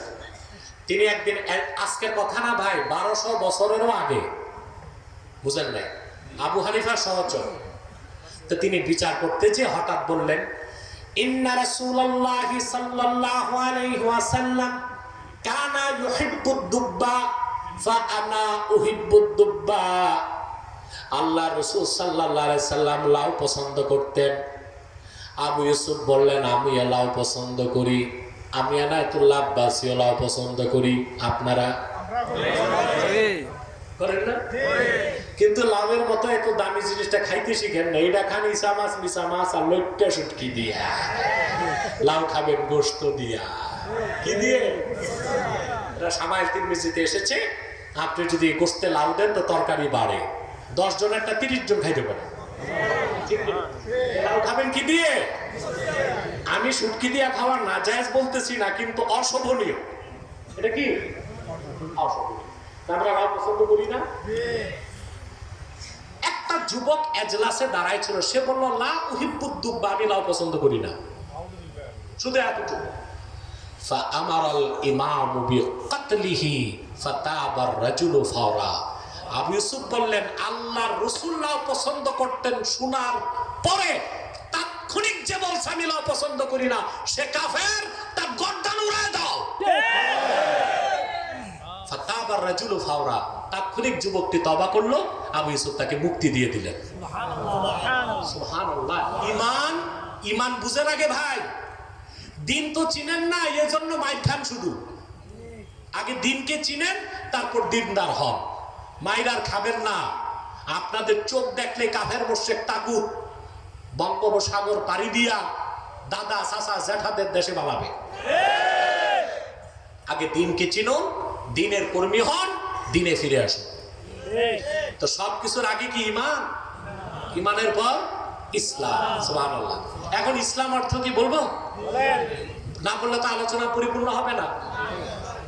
ইসলাম ওয়া আসলুহু মিনাস সিলমি হুয়াল ইনকিয়াদুজ যাহির মা শারতে ইনকিয়াদিল বাতিন। সিলমুন শব্দ থেকে ইসলাম, এর মানে হচ্ছে ঈমান আনার পরে আল্লাহ তার রাসূল সাল্লাল্লাহু আলাইহি সাল্লামের সমস্ত বিধানকে বাহ্যিকভাবে মেনে নেবার নাম হলো ইসলাম। শর্ত কি? ঈমান আনার পরে আল্লাহ তার হাবিব সাল্লাল্লাহু আলাইহি সাল্লামের সমস্ত আহকাম, যেটারে বলি জীবন বিধান, সুবহানাল্লাহ, শরিয়া, সেই জীবন বিধানকে পুরাপুরি মস্তক নত করে অবনত শিরে মেনে নেবার নাম ইসলাম। সুবহানাল্লাহ। আমরা কি এভাবে দিনকে মানছি? কথা বলেন। তাহলে আমরা কি পরিপূর্ণ মুসলিম হতে পারলাম? আমরা নিজেরই তো মুনাফিক হয়ে আছি, এই জন্য তো কাফের মুশরিক আমাদেরকে মারে। ঠিকটা তো ঠিক মতো কইলেন না, কারণ এইটা আত্মসমালোচনা।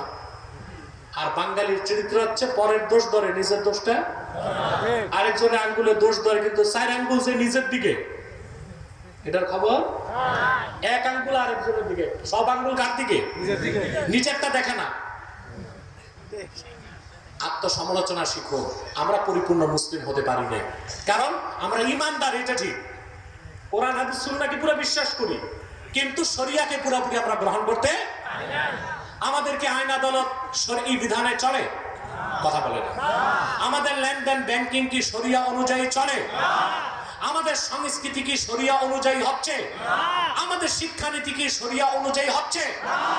জীবনের একটা বিরাট অংশে আল্লাহর হাবিবের শরীয়তকে বাদ দিয়া কাফের মুশরিক বেঈমানদের তর্জ তরিকা, তন্ত্র মন্ত্র মতবাদ আদর্শকে গ্রহণ করে আমরা নিজেরাই মুনাফিকের খাতায় নাম তুলে রেখেছি। কিন্তু আকাশ পানে চেয়ে আছি বিজয় কবে আসবে। বিজয় পাওয়ার কোনো যোগ্যতা আমাদের নাই। আমরা কিন্তু জীবনের একটা বিরাট অংশ রাসূলুল্লাহর শরীয়তকে বাদ দিয়েছি, ঠিক কিনা বলেন? বাদ দেই নাই? কথা বলে না। পয়লা বৈশাখে মঙ্গল শোভাযাত্রা মুসলমানের সংস্কৃতি না। হ্যাঁ, আপনি বৈশাখ পালন করতে পারেন সংস্কৃতি হিসেবে কতটুকু? বৈশাখ কি আগে ছিল না? বুদ্ধিজীবীরা বৈশাখের ইতিহাস জানে।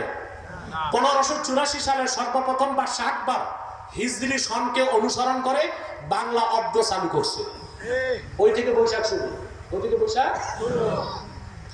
বুদ্ধিজীবীদেরকে আমি ওপেন চ্যালেঞ্জ করেছি, 1 বছর আগে বাংলাদেশ স্বাধীন হবার আগে মঙ্গল শোভাযাত্রা পহেলা বৈশাখের নামে বের হতো কিনা একটা প্রমাণ দেখা। পারে না। এই পহেলা বৈশাখে মঙ্গল শোভাযাত্রা প্রথম বের করেছে যশোরে উদীচী 1985 সালে। কত সালে? তারপর ভারতের এক হিন্দু ছাত্র ঢাকা চারুকলাতে পড়তো। ওই ছাত্রটা 1989 সালে চারুকলা থেকে মঙ্গল শোভাযাত্রা বের করছে। পেঁচা, হুতুম পেঁচা, ইঁদুর, বাদুর, হনুমান, বন্য মহিষ, পাগলা গাভী, সূর্যের প্রতিকৃতি, এই সব হলো হিন্দু ধর্মের দেবদেবীর নাম। হিন্দুরা কাল্পনিক বিশ্বাস করে যে সূর্য তাদের দেবতা, এই জন্য মঙ্গল শোভাযাত্রায় সূর্যের প্রতিকৃতি থাকে। হিন্দুদের ধর্মীয় বিশ্বাস যে পেঁচা হচ্ছে লক্ষ্মীর বাহন। প্রতি বছর বৈশাখের লক্ষ্মী তাদের কল্পিত দেবী পেঁচার উপর বহন করে আসে, তারপর যত অলক্ষ্মী কুলক্ষ্মী ছড়ায় যায়। চিল্লায় বলেন নাউজুবিল্লাহ। তাইলে পহেলা বৈশাখে মেলা করা, ওখানে মুড়ি, বাতাসা, লাড্ডু খাওয়া, ওতে দোষ নাই। হাল খাতা লেখায় দোষ নাই, দাওয়াতে কোনো দোষ নাই। কিন্তু পহেলা বৈশাখের নামে মঙ্গল শোভাযাত্রা, এটা মুসলমানের সংস্কৃতি নয়, এটা বাঙালির সংস্কৃতিও নয়, এটা হিন্দুদের একটি ধর্মীয় অনুষঙ্গ। আপনার তো দিন থেকে দূরে সরে গেছেন। কারা পালন করতেছে? আরে ভাই, বাসন্তী কালারের শাড়ি পরে আর ছেলেরা বৈষ্ণবদের মতো গেরুয়া রঙের পোশাক লাগায়, হাতে শাক, মাথায় তিলক, উলুথিনি দিয়া শোভা যাত্রা যারা করছে, মঙ্গল শোভাযাত্রা, ওগুলো তো মুসলমানেরই সন্তান। কথা বলে না। শিক্ষানীতি, সংস্কৃতি, রাজনীতি, আইন আদালত, জীবনের বিরাট অংশে আপনি আল্লাহর হাবিবের শরীয়তকে বাদ দিয়েছেন। সেজন্য আল্লাহর পক্ষ থেকে ইজ্জত আসে নাই, জিল্লাত বাঙালি মুসলমানের গলার কলঙ্কিত মালা হয়েছে। এটা ছাড়তে হবে, দিনে ফিরতে হবে, দিনে ফিরতে হবে। আবু দাউদ শরীফের হাদিস, সাতকানিয়া দক্ষিণ চট্টগ্রামবাসী কান পেতে শুনে রাখো। আবু দাউদ শরীফের 3262 নম্বর হাদিস, আমার স্মৃতি বলছে, সংখ্যাটা ভুল হইতে পারে। হাদিসটা শোনো, আল্লাহর হাবিবের সাথ করেছেন, ইদা তাবায়াতুম বিল আইনাহ ওয়া আখাযতুম আযনাবাল বাকর ওয়া রাদিতুম বিয-যার'i ওয়া তারাকতুমুল জিহাদ সাল্লাল্লাহু আলাইকুম যুল্লান লা ইয়ানজাউহু হাত্তা তারজিউ ইলা দীনিকুম। আল্লাহর হাবিব 1000 বছর আগে উম্মতকে সাবধান করেছেন, ইদা তাবায়াতুম বিল আইনাহ, যখন তোমরা ব্যবসা করবে সুদের মতো। ইনা এটা এমন একটা ব্যবসা, বাহানা করে সুদ খাওয়া। কি করে সুদ খাওয়া? একটা হচ্ছে সরাসরি সুদ খাওয়া, আর একটা হচ্ছে কি, দেশে কিছু মৌলবী মুন্সি আছে, টাকা ধার চাইলে বলে আমি তো মাওলানা মানুষ, সুদ তো খাইতে পারি না, নেন 1 লাখ নিয়ে যান, 1 বছর পর ফেরত দিয়ে মাসে একটা চাইলের বস্তা দিয়ে। কি 1 বছর পর 1 লাখ ফেরত দিয়েছে, 12 বস্তা চাইল নিয়েছে, এটাই সুদ। এটাই কি সুদ? এটা হচ্ছে এই না, এটা কি এই না। আল বাইআতুল্লাতী তাতাশাব্বাহু বির-রিবা, যে ব্যবসাটা সুদের সাদৃশ্য রাখে ওইটা এই না, ওইটা কি? আল্লাহর হাবিব বলেছেন, তোমরা যখন বাহানা করে সুদ খাবা, গরুর লেজকে আঁকড়ে ধরবা, কৃষি কাজ কামাই রোজগারে সন্তুষ্ট থাকবা, জিহাদকে ছেড়ে দিবা, আল্লাহ তোমাদের গর্দানে জিল্লতকে লটকায় দিবেন। ওই জিল্লত, কলঙ্ক, পরাজয়, বিপর্যয় থেকে ততক্ষণ তোমরা বাঁচতে পারবা না যতক্ষণ আবার দিনের পথে ফিরে না আসবা। তার প্রকৃষ্ট প্রমাণ আমি 2টা জায়গায় দিচ্ছি। একটা হচ্ছে আফগানিস্তান, 34 বছর তারা রক্ত দিয়েছে ইসলামী হুকুমত প্রতিষ্ঠার জন্য। বিশ্বমরল সোভিয়েত রাশিয়ার সাথে যুদ্ধ করেছে 14 বছর, আর বিশ্ব সন্ত্রাসী আমেরিকার সাথে যুদ্ধ করেছে 19 বছর। 34 বছরে 70,000 মুসলমান রক্ত দিয়েছে। জাতিসংঘের কাছে তারা ধর্ণা দেয় নাই, আন্তর্জাতিক আদালতে ধর্ণা দেয় নাই, নিজেদের ভাগ্য গড়ার জন্য দ্বীনের পথে ফিরে এসেছে, জিহাদকে হাতিয়ার করেছে। মার্কিন পরাশক্তি পরাজয়কে বরণ করে আটলান্টিক পাড়ি দিয়ে আমেরিকা পালাইছে।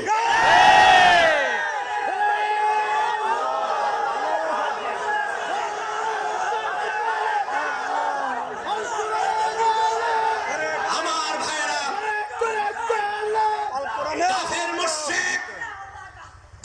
মুশরিক মুসলমানদের 2টা জিনিসকে ভয় পায়, একটা খেলাফত আর একটা জিহাদ ফি সাবিলিল্লাহ। এটা ওরা কোনোদিন মানতে, এই কথা বললে আমাদেরকে বলবে এক্সট্রিমিস্ট, চরমপন্থী, ফান্ডামেন্টালিস্ট, মৌলবাদী কিংবা টেররিস্ট, সন্ত্রাসী। আমেরিকার মুখে মুসলমান ঝাড়ু মারো, সন্ত্রাসীর বিরুদ্ধে কথা বলার অধিকার আমেরিকার নয়। ওরাই পৃথিবীর সবচেয়ে বড় সন্ত্রাসী।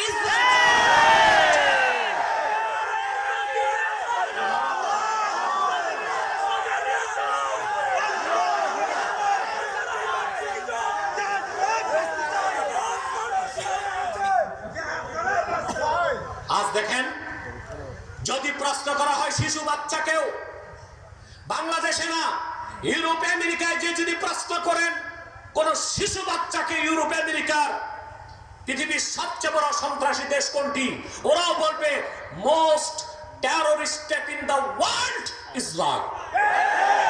পৃথিবীর সবচেয়ে বড় সন্ত্রাসী দেশ ইসরায়েল। ওরা দেশ স্বীকার করে, আমরা দেশ স্বীকার করি না। আমরা বলি most terror state in the world and unlegal state Israel. পৃথিবীর সবচেয়ে বড় সন্ত্রাসী আর অবৈধ দেশের নাম কি? জবরদখলকারী। ওই জমিন হচ্ছে ফিলিস্তিনি আরবি মুসলমানদের পৈতৃক সম্পদ। 1947 সালের আগে কুখ্যাত ব্রিটিশ পররাষ্ট্রমন্ত্রী মিস্টার বেলফোর্ড শুধু মুসলমানদেরকে কষ্ট দেবার জন্য হিটলারের লাঠি খায়া বিতাড়িত ইহুদিদেরকে ইসরায়েলে জায়গা করে দিয়েছে। আজ হোক কাল হোক বিশ্ব মানচিত্রে ইসরায়েল নামক কোন রাষ্ট্রের অস্তিত্ব খুঁজে পাওয়া যাবে।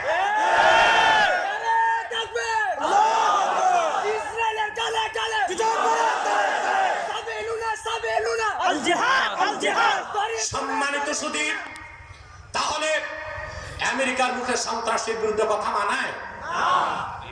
কিন্তু আমেরিকা বিচার করে দুনিয়ার বাংলাদেশে কে ক্ষমতায় যাবে আর যাবে না এটা আমেরিকা সিদ্ধান্ত নেয় তার স্টেট ডিপার্টমেন্টে। আমরা স্বাধীন দেশ করে লাভ কি? ওখান থেকে ওরা চৌকরাঙ্গায় বাংলাদেশের নেতা নেত্রীরা পেশাব করে দেয়, তো দেশ স্বাধীন করে লাভ কি? কিন্তু আফগানের মুসলমান যাদের মোল্লা বলো, ওরা জাতিসংঘের কাছে সমাধান চায় নাই, জিহাদ ফি সাবিলিল্লাহকে ধারণ করছে। আমেরিকা তলপানিয়া পালায়া শেষ নিঃশ্বাস ত্যাগ করছে।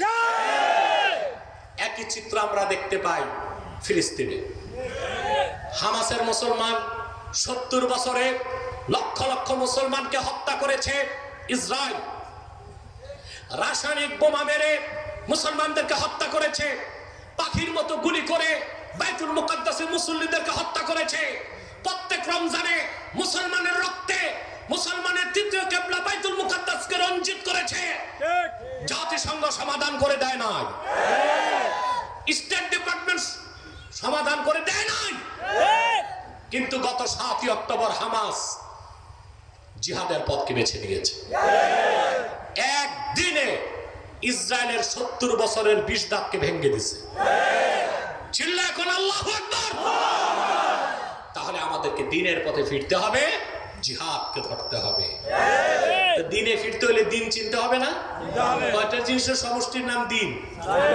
প্রথম হচ্ছে ঈমান, তারপরে ইসলাম, 3 নাম্বার হচ্ছে ইহসান। এই ইহসান হচ্ছে ইখলাস, অর্থাৎ সব কিছু করবেন কার জন্য? আল্লাহর জন্য। কোন ওয়াজ করবে আল্লাহর সন্তুষ্টির জন্য, রাজনীতিবিদ রাজনীতি করবে আল্লাহর সন্তুষ্টির জন্য, নেতা জনসেবা করবে আল্লাহর সন্তুষ্টির জন্য। ঠিক কিনা বল? কুল ইন্না সালাতি ওয়া নুসুকি ওয়া মাহইয়ায়া ওয়া মামাতি লিল্লাহি রাব্বিল আলামিন। বলুন প্রিয় হাবিব মুহাম্মদ সাল্লাল্লাহু আলাইহি ওয়াসাল্লাম, নিশ্চয় আমার নামাজ, আমার কুরবানি, আমার জীবন, আমার মৃত্যু সব আল্লাহ রাব্বুল আলামিনের জন্যই। সব ইবাদত হবে কার জন্য? আল্লাহ। এর নাম ইখলাস, এর অপর নাম ইহসান। এই তিনে মিলে দিন ইসলাম। সুবহানাল্লাহ বলে। এই দিনকে আল্লাহ পরিপূর্ণ করে দিলেন ১৫০০ বছর আগে। মুহাম্মদ সাল্লাল্লাহু আলাইহি ওয়াসাল্লামের রক্ত যারা দিনকে আল্লাহ ১৫০০ বছর আগে পরিপূর্ণ করেই ছেড়ে দেন নাই, বরং এই দিনকে একমাত্র স্বীকৃতি দিয়ে আল্লাহ সব দিনগুলোকে রহিত করে দিয়েছে। দিনগুলোকে কি করছে? 10 মিনিট যাবেন, কি বলে হাঁটু ধরে গেছে আর বুঝতেছে। যারা একটু হেলদি তাদেরকে একটু চেয়ারে বসানো ভালো হতো আমার মনে হয়। সম্মানিত শুধু এই অনেক রাত হয়ে গেছে, এবার আমি সাবস্টেন্সটা বলে দিচ্ছি, তাহলে কথা বুঝতেছেন তো? আল্লাহ শুধু দিনকে পরিপূর্ণ করে ছেড়ে দিছেন না একমাত্র ইসলামকে স্বীকৃতি দিছেন? এর মানে আল্লাহ পর্যন্ত পৌঁছার জন্য, মুক্তির জন্য ইসলামের বাইরে আর কোন দিন, ধর্ম, তন্ত্র, মন্ত্র খোঁজা যাবে যাবে? বাংলাদেশে এখন একটা নতুন ফেরকা বের হয়েছে, ইন্টারফেথ, আন্তধর্মীয় মতবাদ। দেখা যায় একই অনুষ্ঠানে একজন আলেম, একজন ঠাকুর, একজন পাদ্রী, একজন পুরোহিত বসে মানুষকে বলতেছে আমরা সাম্প্রদায়িক সম্প্রীতিতে বিশ্বাসী। নাউজুবিল্লাহ। ইন্টারফেথ হচ্ছে খ্রিস্টানদের একটা গোপন মিশন, মানুষকে দিন থেকে সরাবার একটা অপকৌশল। এটার পক্ষে আবার কাজ করতেছে মুভ ফাউন্ডেশন। কে? এটা খ্রিস্টানদের একটা সংস্থা, মুভ ফাউন্ডেশন। তারা বলে ইসলাম ইজ দ্য বেস্ট, ইসলাম শ্রেষ্ঠ, তবে অন্য ধর্ম থেকেও কিছু নেওয়া যেতে পারে। কথা বল যাবে কেন? ওয়ারাদিতুলাকুমুল ইসলামা ইন্নাদ-দীনা ইনদাল্লাহিল ইসলাম। অন্য ধর্ম থেকে কিছু নেওয়া যাবে। এখন তর্কের খাতিরে আপনি বলতে পারেন কেন ইসলাম পরিপূর্ণ, ইসলাম সর্বশ্রেষ্ঠ, ইসলাম চূড়ান্ত, ইসলাম শেষ, সন্দেহ নাই। তবে ঈসা নবী, মুসা নবীও তো দিনের কাজ করে গেছেন, তার ধর্ম থেকে ভালো কিছু নেওয়া যাবে না? কথা বলে। আরে ভাই প্রশ্ন, এই বসো তোমরা, পিছনের লোক দেখে না তোমাদেরকে, বসো। প্রশ্ন আসতে পারে? আবার বলছি, এই কথাটা বলে আমি সমাপ্তির চলে যাচ্ছি। ইসলাম ইজ দ্য বেস্ট, হ্যাঁ, ইসলাম সর্বশ্রেষ্ঠ, ইসলাম চূড়ান্ত, ইসলাম শেষ, ইসলাম পরিপূর্ণ, তা মানলাম। কিন্তু মুসা নবী, ঈসা নবীও তো ধর্ম আনছিলেন, কথা বলেন। ওই ধর্মগুলো তো আল্লাহর কাছ থেকে এসেছিল, কথা বলেন। পশ্চিমাদের কাছে সেমেটিক ধর্ম তিনটা, কয়টা? Semitic religions. সেমেটিক কেন বলে জানেন? সামা অর্থ আসমান, সামা থেকে সেমেটিক, সামাউই থেকে সেমেটিক, অর্থাৎ যে ধর্মগুলো আকাশ থেকে এসেছে মানে আল্লাহর কাছ থেকে, ওগুলোকে পশ্চিমারা কি বলে? সেমেটিক। এখন বলতে পারেন আপনি ইসলাম পরিপূর্ণ, ইসলাম সর্বশ্রেষ্ঠ, ইসলাম শেষ, ইসলাম চূড়ান্ত, মানলাম। তা আগে যে দুইটা ধর্ম, ইহুদি আর খ্রিস্টান, ওই তো সেমেটিক, কথা বলে না। ওখান থেকে কিছু ভালো নিলে সমস্যা কি? সমস্যা আছে? কথা বলে আছে। ওষুধ যত দামি হোক, ডেট ফেল ওষুধ খেলে রোগী মরে না বাঁচে। ওষুধ খুব দামি, কিন্তু ডেট এক্সপায়ার্ড, মেয়াদ উত্তীর্ণ হয়ে গেছে। ওই ওষুধ খাইলে রোগী মরবে, বাঁচবে না তাড়াতাড়ি মরবে।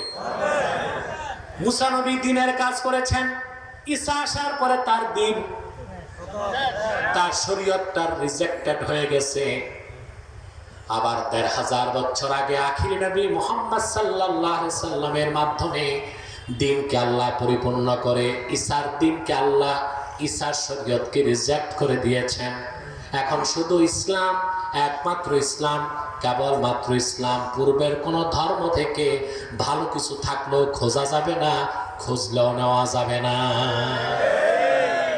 কারণ আল্লাহ চূড়ান্ত সিদ্ধান্ত দিয়ে দিয়েছেন, ওয়ারাদিতু লাকুমুল ইসলামা দীনা, আয় আখতারতু লাকুমুল ইসলামা দীনান ফাকাত। আমি শুধুমাত্র আমার হাবিব মুহাম্মদ সাল্লাল্লাহু আলাইহি সাল্লামের রক্ত ঝরা দ্বীন ইসলামকেই স্বীকৃতি দিলাম। আল্লাহ তার হাবিব আখিরি নবী মুহাম্মদ সাল্লাল্লাহু আলাইহি সাল্লামের আনিত দ্বীন ইসলামকে ১৫০০ বছর আগে পরিপূর্ণ করে দিয়েছেন, নিয়ামতকে ১৫০০ বছর আগে পরিসমাপ্ত করে দিয়েছেন, এবং শুধু দ্বীন ইসলামকে স্বীকৃতি দিয়েছেন। আমাদের সেই দিন বুঝতে হবে, দিন জানতে হবে, দিনের কর্মী হতে হবে, জিহাদের পথকে বেছে নিতে হবে। বিজয় আমাদের পদচুম্বন করবে ইনশাআল্লাহ। কবুল করুক, মঞ্জুর করুক, বলুন আল্লাহুম্মা আমিন। অনেক রাত হয়ে গেছে, আমি মুনাজাত করবো এখন। এই কোথায় যাচ্ছেন আপনারা? ওনার আউলিয়া কেরাম, ওনাদের দোয়া লাগে না, আমরা দোয়া করে বিদায় নিব। আসলে একটু সালাত ও সালাম করে দোয়া করি মহব্বতে। সাল্লাল্লাহু ইয়া নবী সাল্লাল্লাহু